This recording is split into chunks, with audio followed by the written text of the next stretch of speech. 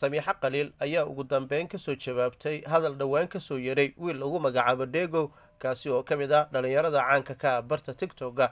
isla markaana ku eedeeyey in ay ka mid tahay kooxda isha amaba kuwa shayaadiinta la shaqaysto ee loo yaqaano Illuminati. Samiixa ayaa si qiraysan u beenisay in ay ka tirsan tahay amaba ay ka mid tahay dadka la sheegayo in ay yihiin dadka caabudo shayaadiinta, iyadoona habaar iyo inkaar isugu dartay wiilkii dhowaan sheegay in Samiixa iyo dhalinyarada qaar social media caanka ka ah in ay ka mid yihiin kooxdaasi. Samiixa ayaa arrinkan been iyo brobagando ku tilmaamtay, iyadoona sidoo kale ka dalbatay shaqsigaasi in uu la yimaado caddeynta uu doonayo in uu ku muujiyo ama uu ku xoojiyo hadalkiisii dhowaan ee ahaa in Samiixa iyo dhalinyarada qaar Soomaalida social mediaha ay caanka ka yihiin ee taqaano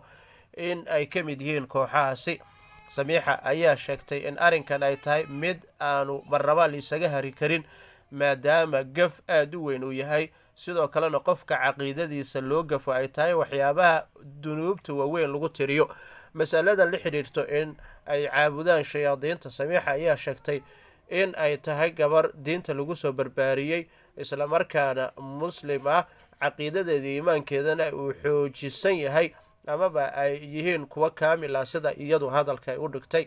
Samiixa ayaa sidoo kale sheegtay in wiilkaasi isagoo qudhiisa ay aaminsan tahay in kooxdaasi uu ku jiro, amaba ay u malaynayso maadaama arrinkan iminka miiska uu soo saaray ama uu la soo shartagay ay tahay arrin aad u weyn kana duwan waxyaabihii hore ee lagu soo caanbixi jiray. Samiixa ayaa sheegaysa in haddii ay noqoto in wiilkaasi bartaasi TikTok-ga caanka ka ah ujeedka ama yoolkiisa ama hamigiisa ugu weyn ay tahay in uu caan noqdo ama sidii ay dad badan ku aqoonsan lahaayeen, intaasi ay tahay wadiiqo aad u qaldan oo u maray caannimadiisa, iyadoo ay jiraan wadooyin badan oo qofka uu caan ku noqon karo ama isku soo shacsaari karo. Waxa ay sheegtay in ay doonaysa inay ka gaabsato arrinkan, balse ugu dambeyn ay daaha ka rogtay in ay doonaysa inay ka hadashay hadalkan lala xidhiiriyey ee ku saabsan in iyadu ay tahay ama toos loola xidhiirinayo kooxahaasi isugu tilmaaminayeen kuwa shayaadiin caabudo. Samiixa ayaa tilmaamtay arrinkan in ay tahay mid aad u ballaaran, dembigaasina uu yahay mid aan la xambaari karin, waxaana ay wacad ku martay in aysan cafin doonin wiilkaasi dhalinyarada ah. ha gaarte ay uurka ugu hayn doonto dembigaasi weyn ee uu la xidhiiriyey, maadaama uu markaasi ku xadgudbay diinteeda iyo caqiidadeeda iyo iimaankeeda iyo islaamnimadeeda. Waxay sheegtay inuu ku sheegay qof gaal ah oo aan muslim ahayn. Waxay sheegtay in xijaabkeeda uu daliil iyo caddeyn u yahay inay tahay gabar asturan, akhlaaq wanaagsan lagu soo barbaariyey, sidoo kalena lagu soo anqariyay diinta islaamka. waxaana ay sheegtay in halka iminka ay joogto aynan joogi lahayn haddii kooxdaasi amaba lala xidhiidhinayo ay ka mid ahaan lahayd. Samiixa oo si aada u qiiraysaneed islamarkaana aada calool xumo uga muujinaysay hadalladan dadka baraha bulshada waayadan dambe isticmaalo iyo wadiiqada qaldan ee qaarkood ay kusii socdaan, waxaana ay sheegtay in wixii horeba laga soo gudbay iminka qofka diintiisa islaamnimadiisa loo gafayo, heerkaasina maanta social mediaha uu gaaray. Haddaba inagu ma ogaan karno, hase yeeshee haddana wiilkaasi ayaa qudhiisa waxa uu tilmaamayaa in uu hayo cadeymo muujinayo in iyada iyo qaar ka mid a dhalinyaro badan oo social media isticmaasho, kuwaasi oo magacyadooda qaar ka mid a uu sheegay sida Maslax Mideeye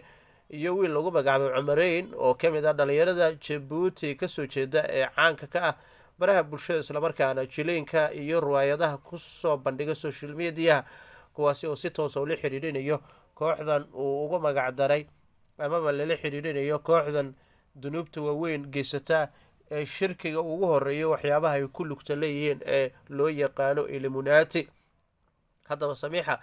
ayaa waxa ay leedahay run ahaantii shaqsigaasi waa mid aad khaladaad ugu wangeystay, waxaana ay leedahay wax weliba oo qofkaasi uu mari lahaa uu sheegi lahaa waa uu sheegay, balse iyadu ay ka go-an tahay in aysan cafin. Waxa ay sheegtay in ay ka mid tahay muslimiinta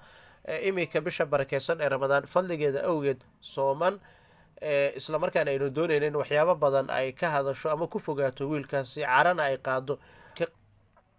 samiixa ayaa sheegtay in alle subxaana wa tacaala ay doonayso in shaqsigaasi marka alle hortiisa la tago ama maalinka yowma alqiyaama in alle subxaana wa tacaala uu kala garqaadi doono. waxa ay sheegtay in waxa aysan filanaynin in iminka laga sheegayo, taasi oo ay ku tilmaamtay mid ka mid a waxyaabihii ugu waaweynaa ee social mediaha lagu arko. haddaba samiixa ayaa wiilkani waxa ay ku xiraysaa shuruudo ah in uu la yimaado caddeyntaasi oo uu soo gudbiyo sida ugu dhaqsiyaha badan, maadaama isagoo uu sheegay inuu doonayo in cadeymo badan uu soo bandhigo. haddaba wiilkani social mediaha barta tiktok caanka ka ah ee lagu magacaabo degow ayaa ka mid ah dhalinyarada baraarujinta baraha bulshada caanka ku ah muddooyinka ugu dambeeyey. hase yeeshee maalin qura ayuu waxa uu kasoo yeray hadalkan ah in samiixa iyo dhalinyaro badan oo social media isticmaasho in uu ku marag furi karayo inay yihiin kooxda isha amaba dadka aadka oo la shaqaysto dadka shayaadiinta caabudo ee lamunaati loo yaqaano. haddaba wiilkani ayaa waxa uu si gaara u carabaabay maslax mideeye, samiixa qaliil iyo sidoo kale lil baliil iyo dhalinyaro badan oo uu magacyadooda soo gudbiyay, kuwaasi oo intooda badan uu sheegay in ay yihiin kooxahaasi. haddaba waxyaabaha uu ka dhawaajiyay waxaa ka mid ah samiixa maadooyinka maalmihii ugu dambeeyey ay ku howlaneed howlaha tabarucaanta amaba tabarucaadda ee u gargaaridda dadka tabaalaysan, taasi oo ah wax ugub ku ah dadka baraha bulshada adeegsado. inkastoo ay jiraan dad badan oo baraha bulshada isticmaalaya oo howshaasi ku jira, laakiin waxyaabaha ugu weyn ee uu ku xoojinayo amaba uu inta badan u cuskanayo doodiisa ah in samiixa ay ka mid tahay kooxdaasi inay tahay in iyadu ay isku xilqaantay sidii ay u caawin lahayd dadka masaakiinta, taasi oo dad badan aaminsanahay dadka baraha bulshada adeegsado in ay horeyba uga qeyb qaadanayeen howlahaasi tabarucaadda, magacoodana dhanka wanaagsan ay u adeegsanayeen maadaama bilson aynu ku guda jirno. sidoo kale 10kii ugu dambeeyey ee ramadaanta ee ugu qeyrka badnaa aynu iminka gudaha u galayno. waxyaabaha mudan ee tusaalaha wanaagsan u noqonayo ummadda ayay ka mid tahay in qofka muslimka ahi uu isagu howshaasi qabto. haddaba samiixa maadaama ay ka mid tahay dadka magaca ku leh baraha bulshadu, iyadoo magaceeda ka ambaqaadayso ayay isku dayeysay in ay dad waayadan dambe ay ka qeyb qaadato howlaha tabarucaadda. iyada idrisla cabdi waxa ay dhowaan u ambabaxeen magaalada muqdisho, sidoo kale waxay usii gudbeen magaalada hargeysa ee somalilan, walow ay iminka dib ugu soo noqdeen dalka kenya, gaar ahaana magaalada nairobi. hase yeeshee haddana shaqsigan ayaa waxyaabahaasoo idil waxa u aaneynayaa in ay yihiin calaamadaha muujinayo in qofka uu ka mid yahay kooxdaasi. haddaba inkastoo samiixa ay iska fogeysay gaashaankan u daruurtay wararkaasi, haddana degow ayaa ku adkaystay arrinkaasi, bal waynu ogaan doonaa maalmaha inugu soo aadan in uu soo gudbin doono cadeymo muujinayo ama uu ku xoojinayo doodahaasi oo aan aaminsanahay tahay waxyaabaha waaweyn ee baraha bulshada iminka ka soo baxay.